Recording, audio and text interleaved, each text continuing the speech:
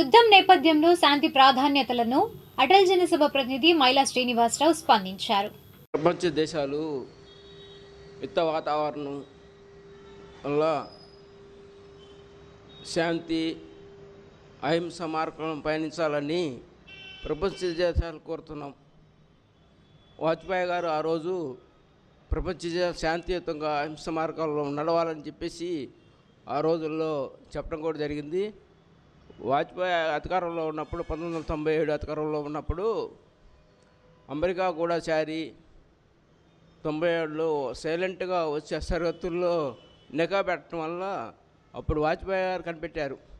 మన శాస్త్రవేత్తలు మొత్తాన్ని పిలిపించి అమెరికాని దాడి చేయకుండా వాళ్ళు యోగక్షేమాలలాగా వెళ్ళారు ఆ సరిహద్దుల దగ్గరికి. ఆ రోజులు వాజ్పేయి గారు అమెరికాని ఎదిరి ధైర్యంగా సాహసం చేశారు. మళ్ళీ రెండోసారి పాకిస్తాన్తో అమెరికా దాడి చేయబోతుంటే ఏమన్నా జరిగితే భారతదేశంలో జరిగినా కూడా సహించేది లేదని వాజ్పేయి గారు హెచ్చరిక చేశారు క్లింటన్కి. అప్పటికి ఇప్పుడు ఏంటంటే ట్రంప్ నిర్ణయం తీసుకోవటం వల్ల ఖండిస్తున్నాను తీవ్రంగా. ఆయన వాణిజ్య ఒప్పందాల మీద, ఆర్థిక వ్యవస్థ మీద దాడి, ఇది యుద్ధం కాదు, అది యుద్ధం కాదు, ఆర్థిక వ్యవస్థ మీద దాడి చేస్తున్నాడు.